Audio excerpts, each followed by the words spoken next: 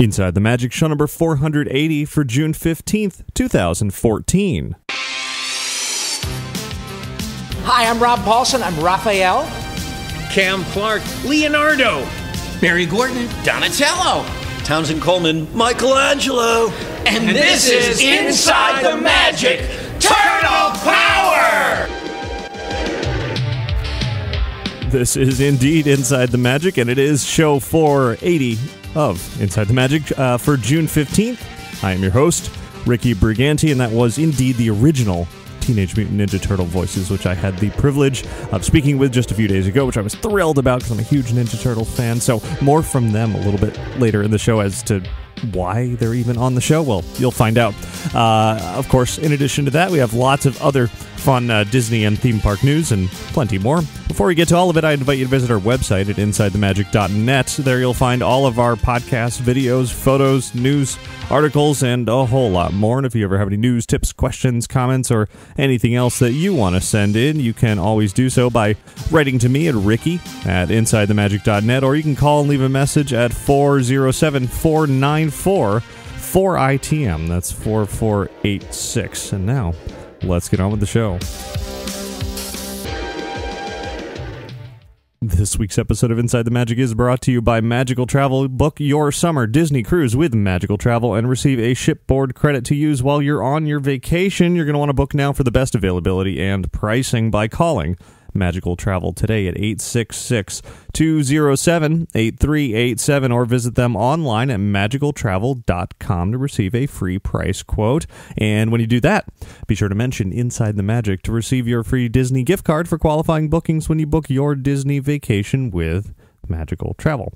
And thanks very much to all contributors to Inside the Magic, whether you're making a donation or clicking through any of the affiliate links over on the website. It all supports this show. So thanks a lot. And now, let's get started with a trip around the world.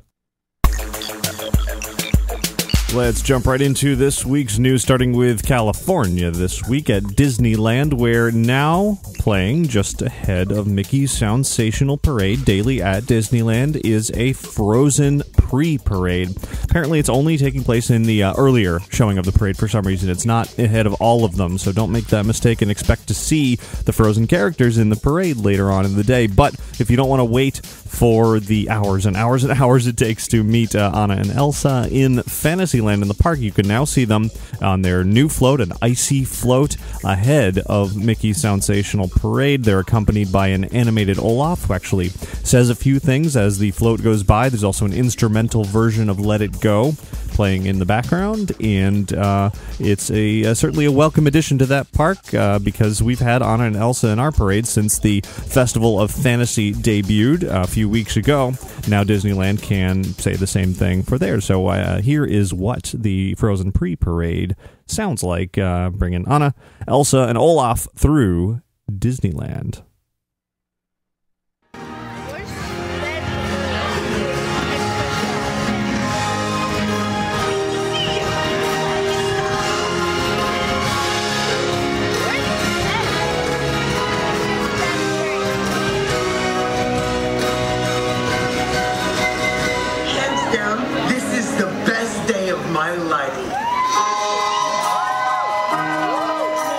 There you go, just a little sampling of that. It goes on and on with the instrumental version of Let It Go, with people, of course, naturally singing along and whatnot. So you can see that now before the first performance of Mickey's Soundsational Parade at Disneyland. You can see video of that over on our YouTube channel.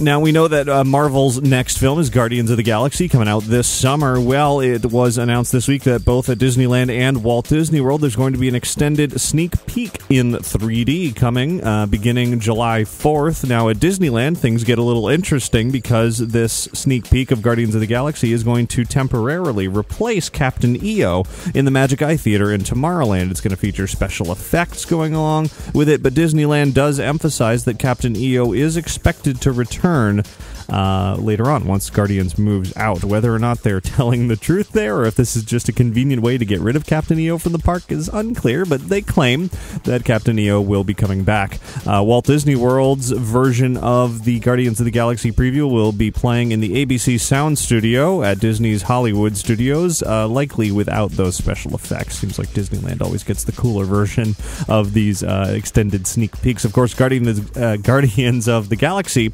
will be hitting movie theaters on August 1st. Keeping with the Disneyland news here, there's been a lot of refurbishments going on out there, and Disneyland has announced that Alice in Wonderland, the dark ride in Fantasyland, will also be reopening on July 4th, and they have confirmed that, as they put it, some work has been happening on the inside. There's been a lot of talk of some major upgrades to the Alice in Wonderland attraction, though no one's exactly clear as to what that means, so we'll find out in just a couple of weeks. In addition, the Finding Nemo submarine voyage is now slated to reopen on September 27th.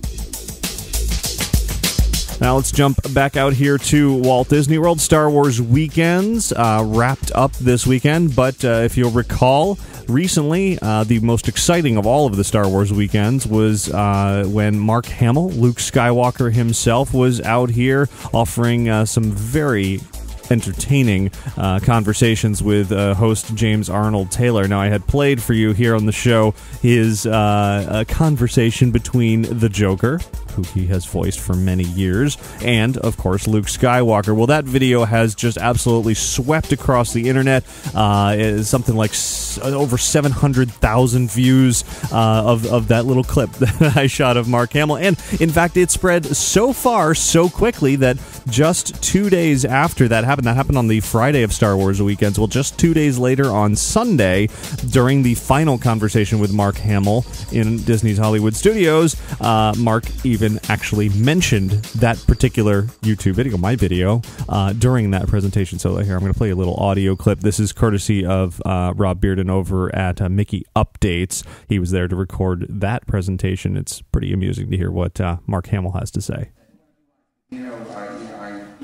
Well, something went up on YouTube, and I got a very frosty letter from Warner Brothers reminding me that A, I no longer play the character, and B, we're going to see you 6 ways from Sunday. It was basically a really nicely worded cease and desist letter, and it was mostly because I did a whole monologue. But we had fun when you did it. It was great, but So there you go. Hopefully he wasn't entirely telling the truth there. I would hate to hear that Mark Hamill got in trouble as a result of me putting something up on YouTube, but I'm sure he got a little note from Warner Brothers saying, hey, you don't voice the Joker anymore. Quit doing that. Of course, Mark Hamill does not voice the Joker anymore, although he did for many, many years. His last role as the Joker was, I believe, for the Arkham City video game. Prior to that, he had done other video games as well as a few animated series of Batman for many, many years. He's been the Joker longer than he was Luke Skywalker. Of course, now he's going to be Luke Skywalker once again, coming up in Episode 7 that everyone's looking forward to. If you have not watched the video of that now infamous conversation between the Joker and Mark Hamill, definitely head over to our YouTube channel to check it out. It is quite entertaining. Moving on from there, here's some other news from Disney's Hollywood Studios. It seems the American Idol Experience's days are numbered. Just a few days ago, I heard that cast members of that attraction were called in to a meeting to let them know that in about 6 months, that show will be closing for good. No replacement is named. I'm not even sure a specific closing date has been named, although I've heard early January is likely when that's going to happen, which is about 6 months from now. So if you're a big fan of American Idol Experience, well, you're probably one of like 4 people, but that aside, you'll want to go rush out and see it ASAP because it is going away.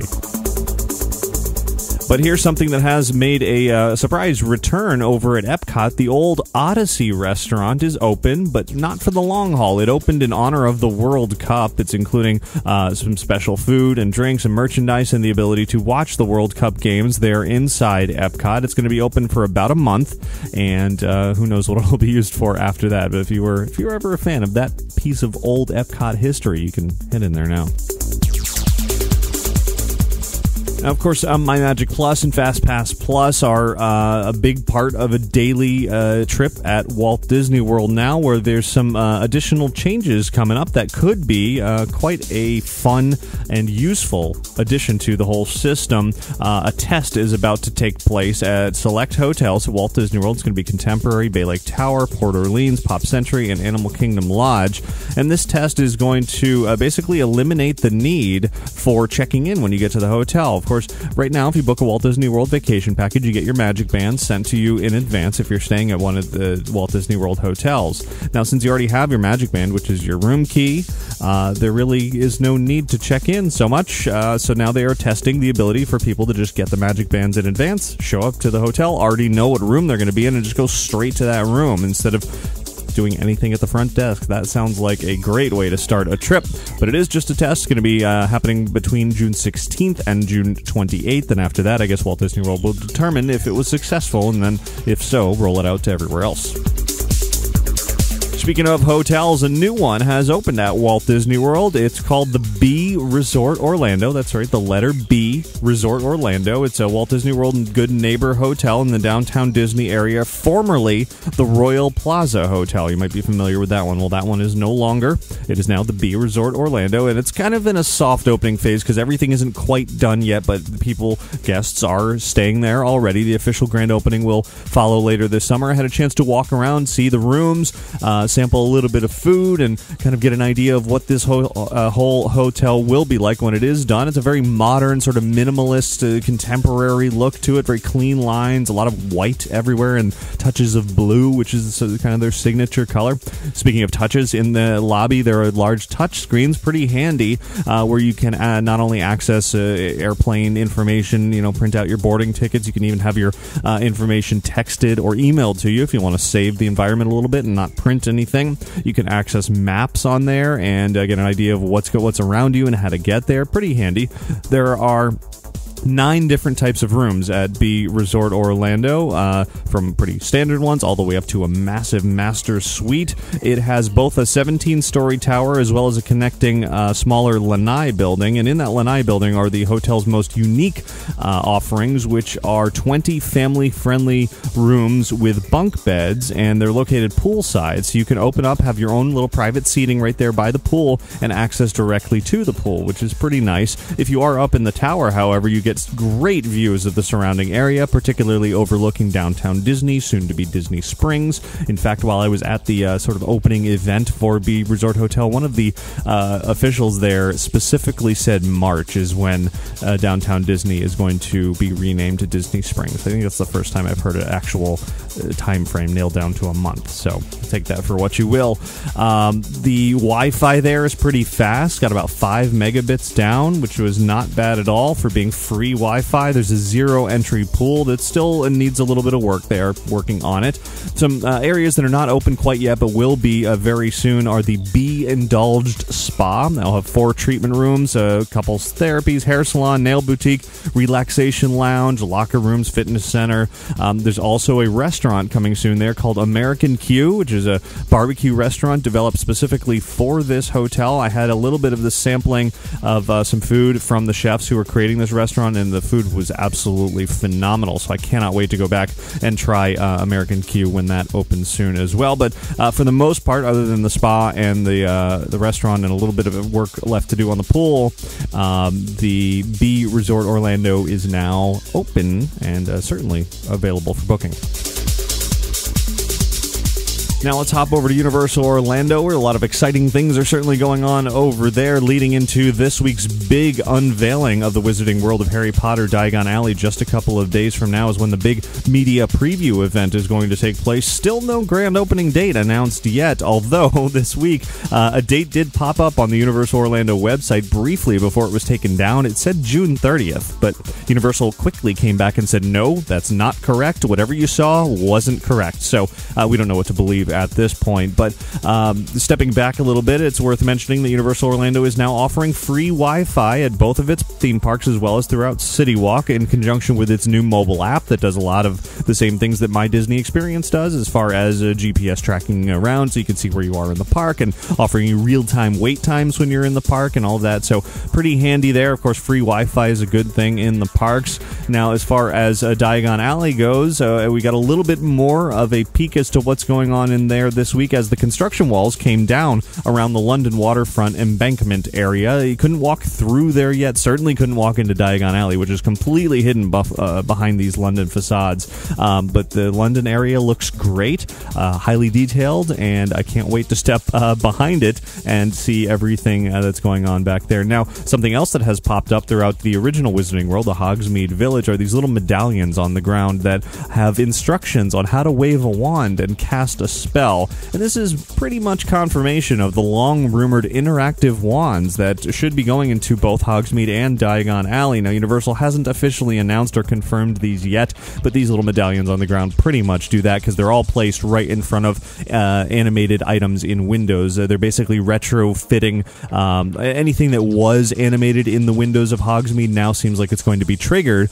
by these high-tech interactive wands that will be for sale soon. So I'm sure we'll find out more about that pretty soon as Universal unveils Diagon Alley. Of course, stick with Inside the Magic throughout this week. The big press event is Tuesday, Wednesday, and Thursday. On Tuesday, it's going to be the unveiling of 2 new restaurants at City Walk. On Wednesday, there's going to be a special presentation from Universal Orlando, followed by a red carpet event at night for Diagon Alley specifically. And then all day Thursday will be a big media day at Diagon Alley, as well as the official grand opening of the rest of Cabana Bay Beach Resort. So lots to look forward to throughout this week from Universal Orlando. Definitely follow us on Twitter, Facebook, YouTube, and check the website throughout it all to see all of the exciting happenings. But Universal Orlando and Universal Studios Hollywood are already looking ahead to Halloween, which is fine by me. Of course, we're talking about Halloween Horror Nights 2014, and the first property for both coasts has been announced. It's not going to come as a big surprise to anybody. Yes, The Walking Dead is returning to Halloween Horror Nights for a 3rd year in a row. Kind of an unprecedented thing there. The first for a single property. Immediately, Universal Orlando kind of went on the defensive. Creative director Mike Aiello had a video online he was kind of justifying the return of The Walking Dead, because many fans jumped on them like, oh, really? Again? Why? And, well, it's not necessarily the creative people's decision. It's not necessarily the design people's decision. It's more of the marketing people and the ones who count the money. The Walking Dead is huge, no doubt. It's the biggest thing in horror right now. It's huge. It draws people into the park, and that brings in money, and that lets them do other cool things. And they are doing what sound like some pretty cool things for The Walking Dead this time around. It's not out here at Universal Studios Florida. It's not going to take over the whole park like it did last year, thankfully. Instead, they're actually building the largest maze or haunted house they have ever built. It's going to be twice as big as any other that they've ever built. It's going to be a soundstage maze, taking an entire soundstage. It'll feature a cell block, the prison cell block, a crashed helicopter in the convenience store, the ripping through the ceiling, a dilapidated country club, terminus, and many other recognizable areas from season 4. They're going to have twice the size of the cast that they've ever had in a haunted house, so it should be a pretty large, impressive way to deliver The Walking Dead to everybody. I mean, really, this is what they probably should have done from the beginning. Really give it in the grand Hollywood fashion. Well, speaking of Hollywood, now at Universal Studios Hollywood, there's going to be a maze as well, featuring the prison. There's going to be a scare zone that'll be set throughout the park, it seems, and the Terror Tram will once again be taken over by The Walking Dead. So it almost sounds very similar in Hollywood, whereas the Florida version is very, very different. Just to re-emphasize, though, at Universal Orlando, there will be 7 other haunted houses, multiple scare zones, none of which are The Walking Dead, and so not just one theme in the streets this year. So lots of other things to look forward to besides The Walking Dead, though I kind of, as much as I got incredibly tired of The Walking Dead at Horror Nights last year, I'm quite looking forward to seeing what they do with a biggest ever haunted house. Halloween Horror Nights starts September 19th. And kind of uniting those last two stories, Diagon Alley and Halloween Horror Nights, it was revealed this week that Diagon Alley will not be open during Halloween Horror Nights. It is going to be open during all the normal daytime hours, but as soon as Horror Nights takes over, that area of the park is going to be closed. Now, it's not clear if that was a mandate from J.K. Rowling or if it was just sort of the knowledge that if Diagon Alley was open during Horror Nights, that everybody would go there and ignore the haunted houses, perhaps, or maybe a little of both. That much isn't clear, but regardless, you will not be able to get a ticket to Horror Nights and go to Diagon Alley, just to be very, very clear there. And while I'm talking Halloween here, this is a good time to mention, and I did this online a few days ago as well, worth sort of re-explaining the difference between this, Inside the Magic, and the new part of the website that I call Outside the Magic. I am still, just to sort of, a lot of people were asking me this week as Halloween Horror Nights announcements started coming out. I am still going to cover Halloween Horror Nights and Howl-O-Scream and theme park Halloween events on Inside the Magic. No real change there, but what I am going to do is be a little bit more careful of what is posted and how it's posted.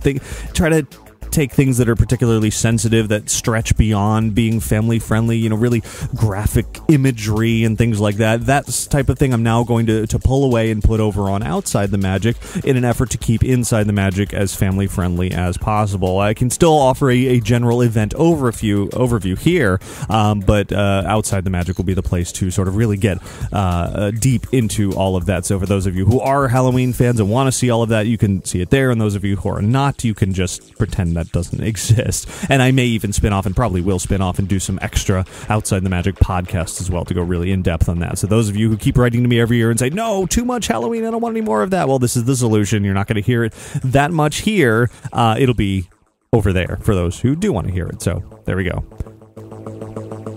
Now let's jump back out to California, to Knott's Berry Farm, where a lot of excitement was taking place this week as they reopened two of their classic experiences. The Calico Mine Train ride had originally opened back in 1960, and recently it got a major revitalization.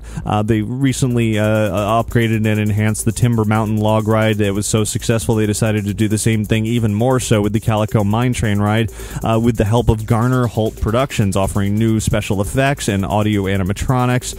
I can't wait to go see this for myself, but we do already have a video and some pictures from it over on our website and our YouTube channel, and it just looks phenomenal. This looks like a classic Disney experience at this point, with just audio animatronics everywhere. We haven't seen something like this from Disney, actually, in quite a while. It looks really great. There are some tributes in there to the ride's original creator, Bud Hurlbut, and it's got a great sort of ending explosion that's almost like the new explosion ending of Big Thunder Mountain, which is kind of interesting. In addition, Camp Snoopy, which opened originally about 30 years ago, has also reopened with some enhancements, has been refurbished. There's 3 new rides in there: Pigpen's Mud Buggies, Charlie Brown's Kite Flyer, and the Linus Launcher. And really, I feel like Knott's Berry Farm, which is just down the street from Disneyland, is really picking up steam. It's gone through a lot of changes over the years. I never really became sort of aware of the park until within the last few years. I mean, I knew it existed, but I didn't really start paying attention to it in the last few years, and I think that's true with a lot of people, because they are really sort of turning it around and noticing what fans want out of this park, and capturing a lot of the Disney audience by offering what amounts to almost a classic Disney experience, now that Disney seems to be moving in sort of a different direction with attractions. Knott's is almost stepping in and saying, hey, we're going to build the Disney rides from yesteryear today. It's interesting. So certainly worth following there, and I'll actually have a little bit more from Knott's Berry Farm a little later in this week's show. Now let's turn away from the theme parks over to movies and television. It's been 20 years since The Lion King came out, and now Disney has announced it's returning, but as a new TV movie and series called The Lion Guard. Disney is describing The Lion Guard as the story begins in the heart of the African savannah as Kian, the second-born cub of Simba and Nala, assembles a team of his close friends to preserve the Pride Lands. The show will also include special appearances by Mufasa, Timon, Pumbaa, Rafiki, Zazu, and Kian's older sister Kiara, the future queen of the Pride Lands. The show will focus on conservation education, the importance of family and community, while also highlighting creative problem solving and skills and diversity. The TV movie is going to come out fall of 2015, so a little ways away, and then the TV series will be in 2016 on Disney Junior and Disney Channel. And Walt Disney World's actually going to work on this show. Cast members from Disney's Animal Kingdom are going to consult, offering some sort of real-life conservation and educational information to be worked into the show. Sounds kind of interesting.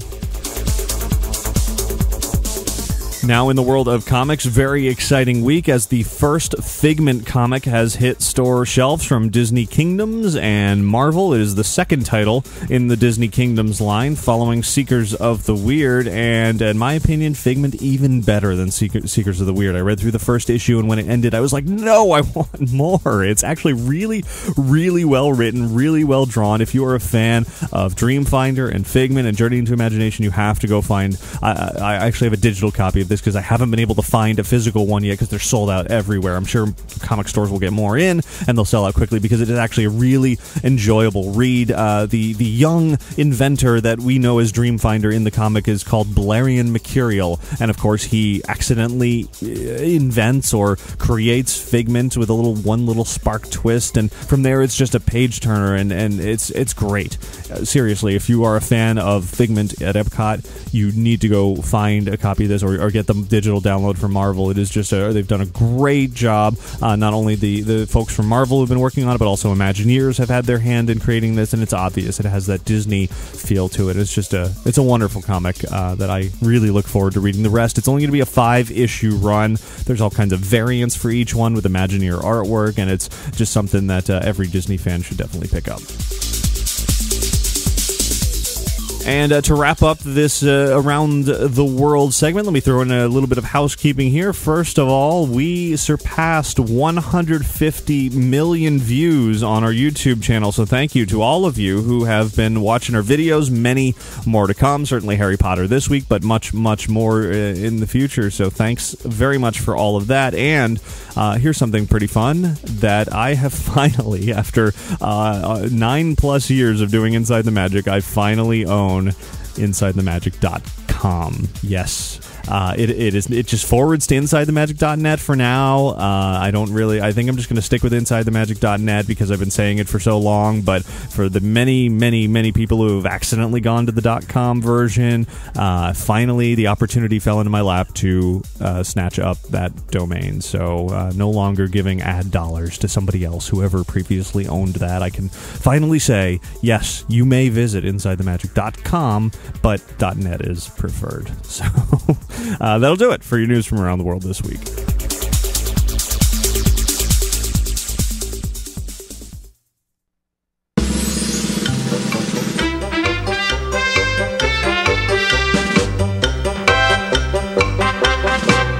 It's a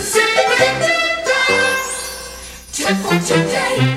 This week's tip comes in from Amanda, who writes, I went to Walt Disney World last year and thought I was going to have trouble finding food to eat that was gluten-free. I'm allergic to wheat, so I usually always have to pack a lunch everywhere I go. When I got there, I was shocked that Disney had gluten-free food and that I could find it at almost every restaurant. Every time that you order a gluten-free item, you meet with a head chef. It was so nice, and honestly, the best place to get gluten-free food. Amanda, thanks very much for that. Not exactly a tip per se, but definitely sort of a word of advice for anyone out there with any sort of dietary restrictions, whether it's gluten-free or anything else for that matter. Walt Disney World is a wonderful place, Disney in general, you get to talk to chefs, you get to have anything accommodated for you because they want to make sure that you have a wonderful trip, a wonderful vacation, and that you don't consume anything that you shouldn't be. So very easy to do. You can set your worries aside whenever you're coming on vacation here because they will take care of it all for you. Everybody else out there, please email your tips into tips@InsideTheMagic.net.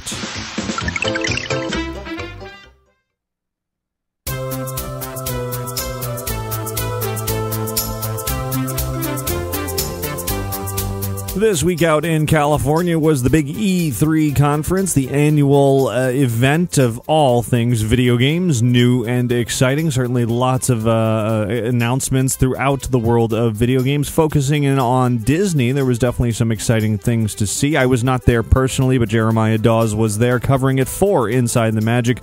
If you head over to our website and check our YouTube channel, you can see some coverage, including some interviews with Disney Interactive folks and some gameplay from, of course, Disney Infinity 2.0 naturally, which is what I'm going to talk about here. The information that he sent over was that Disney Infinity 2.0, very, very fun. Apparently, involving the Marvel characters was a brilliant idea for Disney Interactive because flying around as Iron Man, Thor, and Nova, who's a recently announced character that's going to come in the also recently announced Spider-Man playset, very fun flying around the world of Infinity, as you might imagine. In addition to the web-slinging action of Spider-Man, controlling Spider-Man, zipping around the city, very easy to do, very intuitive, not like some Spider-Man games that have been in the past where you kind of run into buildings all the time. This seems to be a way of doing it that's a little bit sort of guided. It helps you along, but still gives you the control and the freedom and really makes it work in the way that, slinging a Spidey should. There's also an Avengers playset that features a city that's 4 times as big as the Incredibles world, which was the biggest area, the biggest playset of the original Disney Infinity, so lots to explore there. Other characters that have been revealed include Venom, which is kind of the evil version of Spider-Man in a way, also able to web sling around. Disney Interactive has also revealed some new power discs, some new types of power discs that will be able to be used in Disney Infinity 2.0, including being able to call in some special characters like the Winter Soldier, for example, or Iron Patriot, and you can't play as these characters, but they'll kind of hop in and help you out while you have that power disc active. You can also use other power discs to change the costumes of characters. Of course, superheroes, naturally, different costumes, so it makes sense. Something new in Disney Infinity 2.0 that Jeremiah found to be a bit much for him as a sort of a casual gamer, but those who are really into wanting to upgrade your characters and found it to be a bit lacking in the original Disney Infinity, that you kind of just leveled up and that was it. Now there's something called skill trees that Disney has added to Disney Infinity 2.0, in which you'll be able to sort of customize what areas that you want to upgrade for your characters as you level up. So not any 2 players' characters will be exactly alike as you level up, and also there's going to be twice as many levels to level up with, so more opportunities to add more and more skills to your superheroes. Now, I've mentioned before when this was all sort of announced a few weeks ago, that Toy Box mode has gotten an overhaul in Disney Infinity 2.0 as well, and Jeremiah had a little bit of time to get up close with the new Toy Box mode and see the new Creativitoys, which are the ability to sort of make interactive elements and almost like mini games within Toy Box much easier to use this time around. There's a lot of sort of pre-made game sort of things you can plop down in the Toy Box, and it's already a certain type of game that you can then fully customize and really make your own interactive area. There's also something called auto builders, that if you don't want to fully flesh out an entire Toy Box on your own, you can say, create a forest, and it will put a ton of trees around, or make a whole bunch of castles, and it'll build them for you. And of course, you can customize all of that as well, so it's to your liking. What I think I'm really excited about is this new ability to build indoor rooms, and more importantly, we'd heard about the indoor rooms before, but this was something new from E3. You can actually link your Toy Boxes together via these magical sort of almost portal doors, and basically the size of the building that you create in Toy Box does not actually have to contain the interior, because you walk through these doors and it kind of warps you to another area, so you can make the interior as big as you want. It doesn't have to match the actual building, and then you can kind of warp out of it, and you can connect Toy Boxes together, chain them, link them all together, so lots of practically an infinite amount of possibilities. That sounds like it's going to be a lot of fun to build. Of course, there are non-Marvel elements announcements that are coming to Disney Infinity 2.0 as well. They weren't talking about too many of them at E3. They did show off the Maleficent and Merida figures that we already knew were coming out. They are not going to have their own play sets. They're just going to be toy box characters, but they will be playable with their own collectible figures. What they did reveal were some exciting new power discs that I am definitely going to have to get. There's going to be Darkwing Duck's motorcycle, the Rat Catcher, as well as Darkwing Duck's grappling gun. I wished it was a gas gun, you know, gas evildoers and all of that, but instead it is a grappling gun, which is still fun. Jeremiah did ask several people if we could expect a Darkwing Duck figure to come out, or if we could expect any other Disney afternoon, and they basically said we have no comment, nothing to announce, etc. They didn't say no, but they didn't say yes, so we're just gonna have to wait and see what that means. If there's a Darkwing Duck toy box character, I will just be absolutely thrilled. I don't know. Doesn't seem likely, but you never know. We'll see. So that's sort of the update from E3 on Disney Infinity 2.0. As I said, you can see some video along with some interviews with some of the game's developers over on our website and on our YouTube channel. But as kind of a footnote here to Disney Infinity, apparently just a couple of days ago, Walmart accidentally leaked a whole lot more characters that are coming to Disney Infinity 2.0 on their website. It went up and then it came down, but of course somebody saw it and took screenshots and all of that. So it seems like Tinkerbell, Donald Duck, Stitch, Guardians of the Galaxy, and Hero and Baymax from Big Hero 6 are all going to be coming as figures to Disney Infinity. Now, these aren't confirmed by Disney Interactive. In fact, they probably want all of this to go away because they haven't announced it yet, but it seems highly, highly likely that those will be on the way for Disney Infinity as well. Thanks to Eric for pointing that out to me. Now, also at Infinity, or rather at E3, just opposite, and in fact right next to the Disney Interactive booth, was Activision's booth for Skylanders, which was a little bit awkward for those to be side by side because clearly Disney saw Skylanders and was like, yeah, we need to do that. So Jeremiah did talk with Activision about the future of Skylanders as well, keeping sort of this whole concept of bringing these toys to life in the video games, bringing that forward. The next Skylanders game is coming out in October, and that is called Skylanders Trap Team, and the addition, sort of the new feature in this game is going to be that you get to use these little traps, these of course physical items that you'll be able to purchase and put on the portal, and when you do that you can kind of imprison bad guys to use them later on in the game for your own advantage. Now what's fun about this is the new portal for Skylanders Trap Team actually has a speaker in it, so when you trap a bad guy and you put it you take your trap and you put it on the portal, you'll actually hear the bad guy kind of speaking out of that trap inside the portal, which is pretty cool. You can imagine if Disney Infinity did this and you had figures actually talking to you from the little portal, basically where the figure is. That would be really fun. So who knows, maybe Disney will be like, hey, Activision, what a great idea. Let's do that next time for Disney Infinity 3.0. We'll see. In addition to Skylanders, there's now a third big company entering into this Toys to Life mix, and it is none other than Nintendo.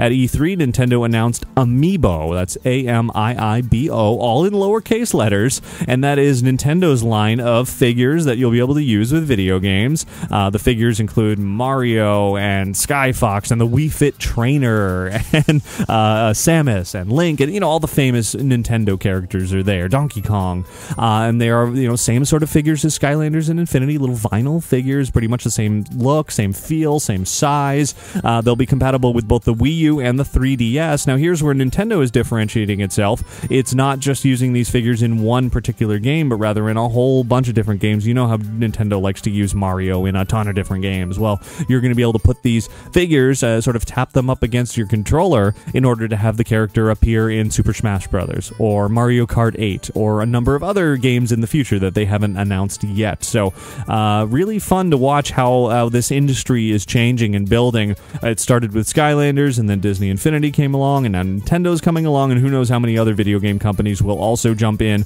and have all these figures. Pretty soon the video game sections of stores are going to be physical little figurines and very few video games, which is going to be kind of odd. So you can see much, much more from all of that over in Jeremiah's article on our website, but that's not all that was exciting from E3 this year. There were a couple of other big announcements. One, Tim Schafer's LucasArts classic video game Grim Fandango returning, fully remastered from Disney Interactive and Double Fine Productions. They're bringing back Manny Calavera and the whole Undead gang for initially for PlayStation 4 and PS Vita. Other platforms will follow after that, but it's going to start out as an exclusive for those, which I am thrilled to hear because I loved those old LucasArts games. I was really sad when Disney decided to close up LucasArts, though I completely understand why. It wasn't exactly the LucasArts of old, but it's really nice to hear that they haven't totally abandoned those, that they are realizing the value in them, and that a remastered version, full HD, I'm sure they'll throw in all kinds of fun new twists in there, is going to be coming out. I'm really excited about that. You can watch a video of that announcement over on our website as well. Now, here's another really exciting bit. Last year at E3, we saw a teaser for Star Wars Battlefront, the new version of this game. I think it would be Battlefront 3, basically. And it was a very short teaser. We didn't really know anything. Now, this year, still not a lot, but EA, Electronic Arts, and DICE revealed a new teaser trailer. This one goes a little bit more in-depth. The game is due out in spring 2015, so I'm sure we'll see a lot more about it at E3 next year, but this video that they released follows the game developers as they walk through and examine things in the Lucasfilm archives, and also walk through actual filming locations used in the original trilogy for Star Wars, and then the screen kind of wipes across and shows real life, the Star Wars film, versus what it's going to look like in Star Wars Battlefront, and it looks phenomenal. I cannot wait to get a hold of this game either. Of course, this will be a next-gen console game as well. Xbox One, PS4, so that's next year. A lot to look forward to there as well. So that's kind of the E3 wrap-up from the world of Disney this year. I've got even more photos for non-Disney things as well from Jeremiah over on our website, so if you want more video game fun, head over there, check all that out.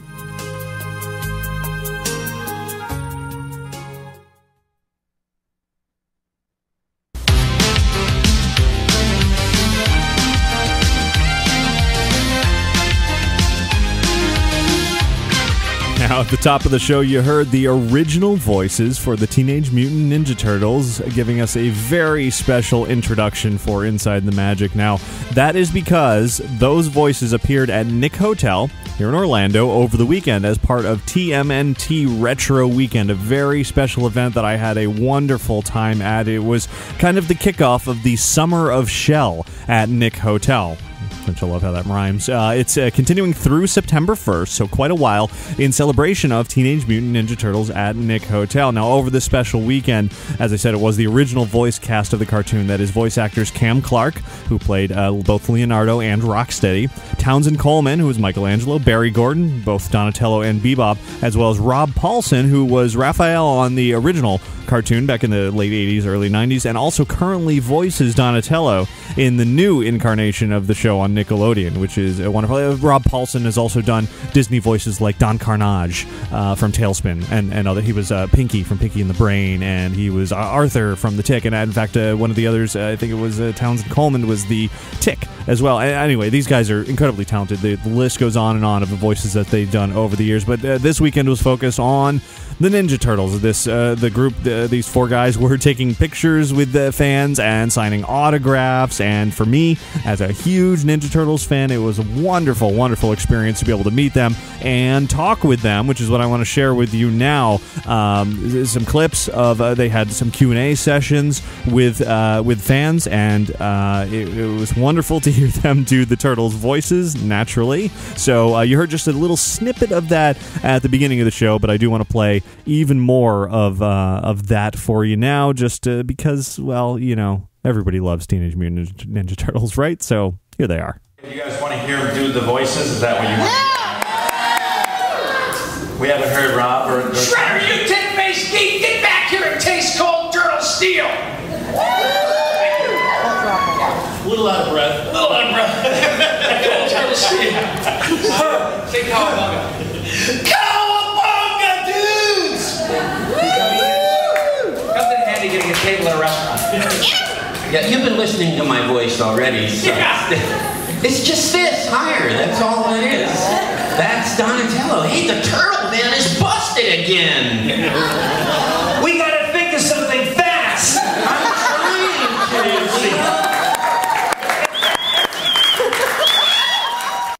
There you go. Four wonderfully talented guys that just were a treat to hear, not only do the voices, as you just heard, but also talk about their experiences, sort of creating those voices and how they got hired and what it's been going on with them since they did the Turtles so many years ago. You can watch the entire Q&A. It's about, I don't know, 25 minutes or so over on our YouTube channel. But following that, I had a chance to talk one-on-one with this wonderfully entertaining group, and it was a real treat for me because, as I've said several times now, I am a huge fan of the Ninja Turtles, and to have them here in Orlando at Nick Hotel was just a wonderful thing. And of course, I couldn't pass up the opportunity to try to hold back my fanboyness and have a real conversation with them as much as possible, though, to their credit, they noticed my Ninja Turtles shirt and decided to pull me into the conversation a little bit, so you'll hear how that went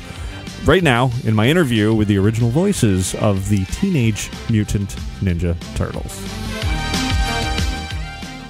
Obviously, we're here for however many years later, a couple of decades later after the Turtles debuted. 70 years later. I grew up with this show. It was part of my childhood, as it has been for many. Talking to you here is quite an honor. And I have to wonder, meeting fans like me over the years and now at Nick Hotel, what is that experience like for you? Well, it's as you can imagine, it's overwhelming. I mean, we've talked about it before, but it never gets old. We do, but the speak for yourself. Well, older, excuse me. But, Dorian Gray. Yeah, I know. I got a picture in the attic. But the fact is that we hear people like you say those kind words that you've just said to us. The fact that you grew up watching, and that people will say to us over and over again, "Oh my God, you're my childhood." That's a really profound compliment, you know. And even if people have a difficult childhood, often one of the happiest memories is Ninja Turtles. You cannot put a price tag on that. It's pretty cool. What's really interesting about it being this many years later, there were times we met you guys when you were children. Yeah. So you were children. And now we get to meet you as adults when you can articulate what that meant to you then. So it's a wild experience to hear you recount your childhood as an adult. And it is so humbling, isn't it? For us to, because you just never think that, well, for me, that a cartoon could play such an intimate part in people's life. Things like, my childhood is now complete, that I've met you, and you were my best friend, and sure, you taught me how to deal with bullies. Right. But I have a confession to make. Of all of the fans that I've met, I don't think there has been one until now that has actually had the guts to wear a Bebop and Rocksteady How about that? T-shirt. Stand in front of the camera. There in the picture. We got it. All right. See, that's me. That's me. And the other one is me. Well, that was gonna be my next question, is because the Turtles have obviously been the star of Teenage Mutant Ninja Turtles, but the villains are a huge part of it as well. I always loved Bebop and Rocksteady, and of course Shredder and Krang and everything. Over the years, do you feel like people have really attached to one character? Like, do they come up to one of you and tell us? They will say, Leonardo was my favorite. Or. They'll come up to me and they say, Michelangelo's my favorite. Well, I'm not Michelangelo, but I'll pass it along. Usually they say Donatello is their favorite. I think they do. Yeah, I'm you very like to think confused. And interestingly, we're all now entering our second childhood, so it's perfect. Yeah, right. That's true. Sure. Well, one more question. When the show was becoming popular, I'm sure you had no idea it was going to explode as much as it did. But while it did, what was that feeling like, working together and knowing you were a part of something huge? It was a little mind-bending. You know what? It's probably exactly as cool as you can imagine. I mean, it really is. It's kind of indescribable, because we were cognizant at the time when it really took off of how big it was getting. And we started at the very beginning, clean sheet of paper, and everything that has spun off was as a result of the first Ninja Turtles cartoon. So that's pretty crazy. It's very I would cool. say for me, because we were behind the mics and never met anybody, I would say it is now. Yeah, since we started doing this stuff that I realized, I went, because we never met anybody then, Right. So I'm going, now it's 25 years later, and it's only now that I'm realizing the impact which is awesome to have that going on that many years well, later. not only that, but the generational thing too. Now, we've got you guys who were fans of us back then, turning all your kids on to the new show, on Nick, and even episodes of our original show. So it's pretty fascinating. I mean, I think we knew it was successful. It was such an interesting kind of slow build for us because we started just doing 5 shows. Yeah. And everyone kind of thought, oh, this is going to be 5 shows and this is over. And then, no, it was picked up for more shows. And then all of a sudden CBS grabs it. And all of a sudden you start to realize that there's this kind of snowball effect that's happening. Yeah. And so yeah, I think we were aware that we were part of something interesting and big. And we could cut into lines at fancy restaurants. I don't think we knew that this was going to be iconic, though. Right. I don't think that happened until now, when we realized the longevity of it is just unbelievable. Well, here we are, Nick Hotel, exciting all summer long. People come meet the Turtles, and it's great to see you this weekend. So thank you very much, all of you. Thank you, Rick. Are you kidding me? Where? Flo and Eddie. Where are they? Yeah, thank you, Rick. Just an absolute treat to be able to talk to them. They are a funny group. Now, in addition to those guys being there was other entertainment throughout TMNT Retro Weekend, including some screenings of some old episodes, trivia, and scavenger hunts. But even beyond this weekend, the Summer of Shell at Nick Hotel is continuing through September 1st. On select days, there's an opportunity not only to meet the Ninja Turtles, but also adding to the group now, April O'Neil is there as well, which is pretty fun, in addition to some foot soldiers roaming around Nick Hotel. And I did indeed have a chance to once again meet the Turtles, which I done. They've been at Nick Hotel for a couple of years now, but April is a newcomer to the hotel, and I had a chance to meet her and talk to her a little bit. So here's a brief chat with Miss April O'Neil. Hi guys, how are you doing? Absolutely. Well, I've met the Turtles before here at Nick Hotel, but April, you're a newcomer here. Here I am, hanging out with my best friend. What do you think of hanging with these Turtles every day at Nick Hotel? They're awesome, right? Yeah, they're the best. Plus, we get to eat a lot of pizza, so I don't mind at all. It doesn't surprise me that Donnie here is next to you. I know you've got a bond. Right by me, yeah, he's got my back. He's a good friend, definitely. Now, April, I understand you've been training with Splinter a little bit? Yeah, we've been working with Master Splinter. I'm becoming a pretty good Kunoichi. I have to say, I've got some skills. Don't you think, Raph? Yeah, you've been fighting me a little bit too. Yeah, we're ready. We're ready. In fact, I heard the Foot Clan's hanging out around the hotel. I just saw them outside. We might have to take care of business later. What do you think? Yeah, definitely. So there we go, a little chat with April O'Neil. As far as character greetings go, she was spot on. She did a great job, obviously, being able to answer my questions thoroughly, as geeky and specific as they could be about the new Nickelodeon Turtles show. It's a really, really wonderful experience there. So Nick Hotel is doing a great job with that. Now, the Turtles and April and the Foot Soldiers can also be seen in a new poolside show at Nick Hotel called Turtle Power, of course, and in which April and the Turtles fend off the Foot Clan, also host a dance party. Now, unfortunately, it rains a lot here over the summer in Florida, like every day, and being a poolside show with dancing and martial arts and whatnot, rain is not good for an outdoor show, so it's canceled. It was canceled when I was there, and then I went back, and then it was canceled again. They did do a sort of abridged version indoors that I got to see, which wasn't so much the martial arts part as just the dance party part.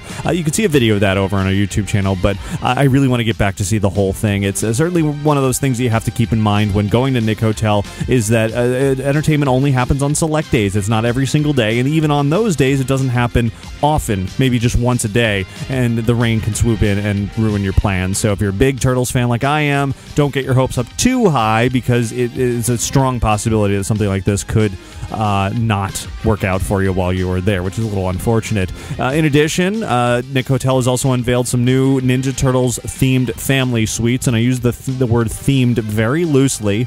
These 10 rooms basically have one wall that has this big great Turtles mural on it, but that's it. There's no other theming in the room that's anything Turtles at all. So that room is, of course, the kids' room. It is a family suite, and there's bunk beds in there, and it's a great mural. I would love to have that in my house, but that's it. So don't expect a whole Turtle suite when it's just really just that one part of the suite. So in addition, late July, Nick Hotel is going to be adding a Ninja Turtles themed laser maze, and then on August 9th, they're going to host a record-breaking attempt to have the most people ever in one location dressed as Teenage Mutant Ninja Turtles, and I'm so mad because I'm going to be out at the Scare LA convention in California on that day, so I'm going to miss that, which is terrible news, but so it goes. But anyway, I had a great time, obviously, talking with the Turtles and everything at Nick Hotel. Definitely head over to the website and our YouTube channel to see and to see more and read all about the new offerings at Nick Hotel for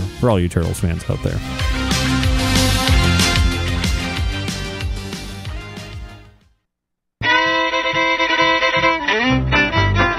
Earlier, I promised to share a little bit more from Knott's Berry Farm, and I'm going to do just that right now. As I said earlier, the Calico Mine Train has reopened in a newly enhanced and updated fashion, and I sent our reporter, Mark Eads, out there to cover the reopening, and so I want to share a bit of a ride-through on this updated attraction for you now. Now, there's a lot of sort of dead areas of the mine train, even after the refurbishment. It's a long experience in length, in track length, and you know, you go through a lot of areas where you're just like, oh, there's rock and there's more rock and all of that. So this sort of version of the recording edits a lot of that sort of dead space out and just focuses on the best parts, the new audio animatronics that are talking to you, the updated music, etc. So you can hear all of that and really get a sense of what all of it is like. And then you can, of course, head out there for yourself, which I definitely plan on doing, to see it and all of its glory. So here we go. Let's head over to Knott's Berry Farm for a ride through of the newly updated Calico Mine Train.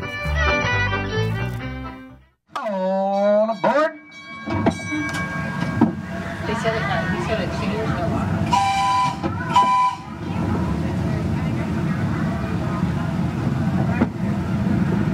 Howdy, folks. This here is old Polecat Mahoney, and I am delighted to take you into the famous Calico Mine, the richest gold strike this side of the Mississippi. Keep a lookout for low-hanging outcroppings and sagging timber. Well, look at this, folks. These bubbling, boiling pots sure may look pretty, but many a poor miner's gone and dug his pick right down into old Mother Earth, only to have a blast of steaming hot mud erupt in his face. It ain't exactly the kind of warm welcome you want. Take a look to the right up over here. Yes, sir, folks. That's the world-famous Calico Mine Glory Hole, the site of one of the richest gold strikes in all of recorded history. Now we're heading over an underground lake at the mouth of this here river. When we're not panning for gold flakes here in the water, we're fishing for those little blind fish you see down there. They ain't never seen the light of day. Up ahead, we're doing a bit of hydraulic mining. Look out for that stream of water. It'll lead right through solid rock.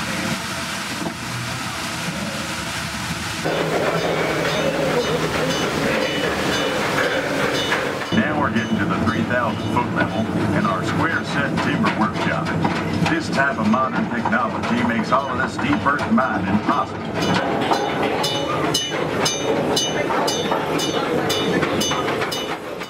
Sure is dark up here.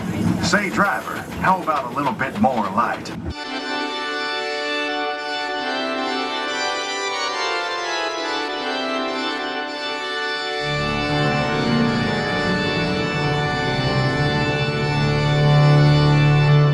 Look at that. You know, all it takes is one tiny drop of water and about 1,000,000 years to make all these stalagmites on the floor and stalactites on the ceiling. Well, look at that. Old seldom seen Slim's done struck him some gold. We're approaching the upper levels of the glory hole. From up here you get a view of all the different kinds of mining operations we have going on. It's a lot of back-breaking work digging up all that gold ore with a few measly old picks and shovels and rock hammers.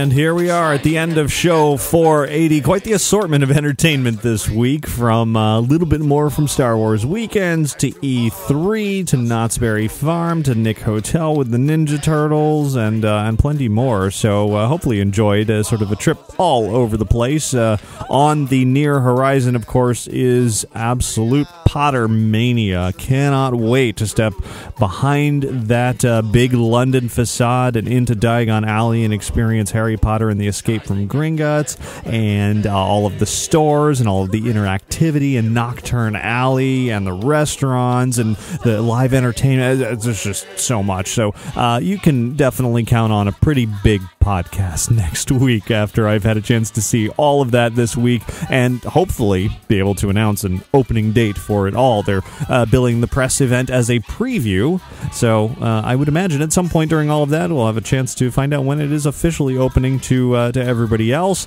And there's going to be a lot of celebrities on hand, a big red carpet event, and who knows what kind of major festivities going on to mark the occasion. So lots of excitement on the way for that. So stay tuned. So, also, I, of course, want to thank Magical Travel for sponsoring this week's episode of Inside the Magic. You can find out more about their services by visiting magicaltravel.com.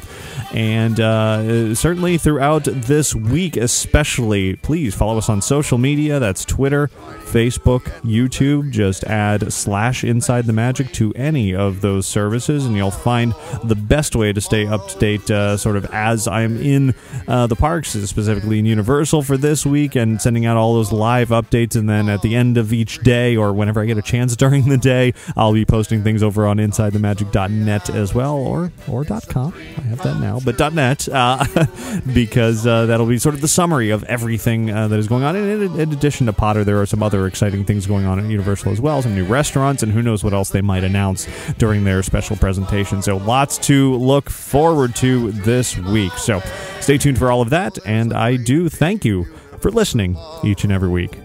Have a magical week. Goodbye. There's a great big beautiful tomorrow, just a dream away.